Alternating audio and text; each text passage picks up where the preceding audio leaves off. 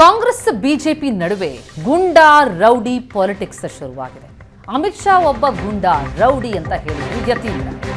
ಅಪ್ಪನ ಹೆಸರಲ್ಲಿ ರಾಜಕೀಯಕ್ಕೆ ಬಂದವರು ಹೀಗೇನೆ, ಕೇವಲ ಅಪ್ಪ ಸಿಎಂ ಆದಾಗ ಅಧಿಕಾರದ ಬಲದಿಂದ ಬರ್ತಾರೆ, ಅಧಿಕಾರ ಇಲ್ಲದಾಗ ಇವರೆಲ್ಲ ಕಾಣಿಯಾಗ್ತಾರೆ ಅಂತ ಇದಕ್ಕೆ ತಿರುಗೇಟು ಕೊಟ್ಟಿದ್ದಾರೆ ಸಿಟಿ ರವಿ.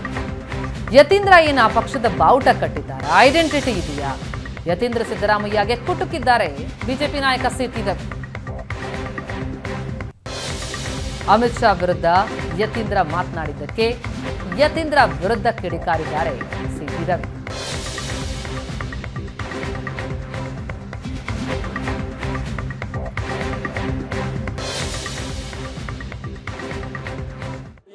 ಏನಾಗ್ತದೆ, ಅಪ್ಪನ ಹೆಸರ ಮೇಲೆ ರಾಜಕಾರಣಕ್ಕೆ ಬರ್ತಾರಲ್ಲ ಅವರೆಲ್ಲ ಹಿಂಗೆ ಮಾತಾಡ್ತಾರೆ.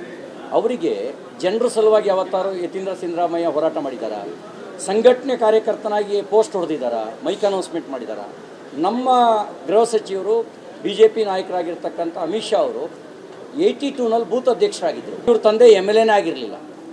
ಕೇವಲ ಅಪ್ಪ ಮುಖ್ಯಮಂತ್ರಿ ಆದಮೇಲೆ, ಅಪ್ಪನ ಅಧಿಕಾರದ ಬಲದ ಮೇಲೆ, ಅದೇ ಅಪ್ಪನ ಹಣದ ಬಲದ ಮೇಲೆ ಸಾರ್ವಜನಿಕ ಕ್ಷೇತ್ರಕ್ಕೆ ಬಂದವರಿಗೆ ಕೆಳ ಹಂತದಿಂದ ಹೋರಾಟ ಮಾಡಿ ರಾಜಕೀಯ ನಾಯಕರಾಗಿರ್ತಕ್ಕಂಥವರ ಕಷ್ಟ ತಿಳಿಯೋಕ್ಕಾದರೂ ಹೇಗೆ ಸಾಧ್ಯ? ಇವರೆಲ್ಲ ಅಧಿಕಾರ ಇರೋವರೆಗೂ ಇರ್ತಾರೆ, ಅಧಿಕಾರ ಇಲ್ಲದಾದ್ಮೇಲೆ ಇವ್ರು ನಾಪತ್ತೆ ಆಗ್ತಾರೆ, ಕಾಣೆ ಆಗ್ತಾರೆ.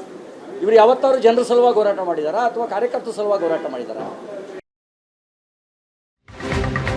ಯತೀಂದ್ರ ಸಿದ್ದರಾಮಯ್ಯ ವಿರುದ್ಧ ಅಶೋಕ್ ಕೂಡ ಸಿಡಿದಿದ್ದಾರೆ. ರಾಷ್ಟ್ರೀಯ ನಾಯಕರ ಬಗ್ಗೆ ಮಾತನಾಡಿದ್ರೆ ಹೆಸರು ಬರುತ್ತೆ ಅನ್ಕೊಂಡಿದ್ದಾರೆ. ಸಿದ್ದರಾಮಯ್ಯ ಮಗ ಅನ್ನೋ ಕಾರಣಕ್ಕೆ ಮಾತನಾಡೋದಲ್ಲ, ಅವ್ರಿಗೆ ಜ್ಞಾನ ಕಡಿಮೆ, ಯಾರ ಬಗ್ಗೆ ಟೀಕೆ ಮಾಡಬೇಕು ಬಿಡಬೇಕು ಅನ್ನೋದು ಗೊತ್ತಿಲ್ಲ. ಮೈಸೂರಿನ ರಾಜಕಾರಣದ ಬಗ್ಗೆ ಮಾತನಾಡಿದ್ರೆ ಕೂಡಲೇ ಪ್ರತಿಕ್ರಿಯೆ ಕೊಡ್ತಾರೆ. ಮುಂದೆ ಇವರಿಗೂ ಜೈಲು ಗತಿಯಾಗಬಹುದು ಅಂತ ಯತೀಂದ್ರಗೆ ಟಾಂಗ್ ಕೊಟ್ಟಿದ್ದಾರೆ ಅಶೋಕ್. ಸಿದ್ದರಾಮಯ್ಯನವರ ಮಗ ಅನ್ನೋ ಕಾರಣಕ್ಕೋಸ್ಕರ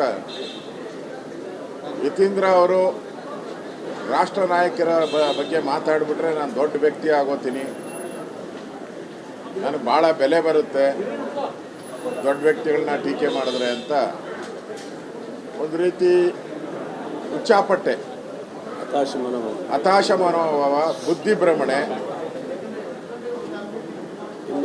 ಇಮ್ಮೆಚುರಿಟಿ, ಅಂದರೆ ಅವ್ರಿಗೆ ಜ್ಞಾನ ಕಡಿಮೆ, ಯಾರ ಬಗ್ಗೆ ಮಾತಾಡಬೇಕು, ಯಾರ ಬಗ್ಗೆ ನಾನು ಟೀಕೆ ಮಾಡ್ಬೋದು ಅಂತ ಆ ಲೆವೆಲ್ಲೂ ಇಲ್ಲದಂಥ ವ್ಯಕ್ತಿ ಅವರು. ಅಮಿತ್ ಶಾ ಈ ದೇಶದ ಗೃಹ ಸಚಿವರಾಗಿ ಕೆಲಸ ಮಾಡ್ತಾ ಇರೋರು. ಮೈಸೂರಿನ ರಾಜಕಾರಣದ ಬಗ್ಗೆ ಅಲ್ಲಿ ಟೀಕೆ ಮಾಡೋಕ್ಕೆ ಇವರಿಗೆ ಯೋಗ್ಯತೆ ಇಲ್ಲ. ಮಾಡಿದ್ರೆ ಅಲ್ಲಿ ಇಮಿಡಿಯೇಟಾಗಿ ರಿಯಾಕ್ಷನ್ ಕೊಡ್ತಾರೆ.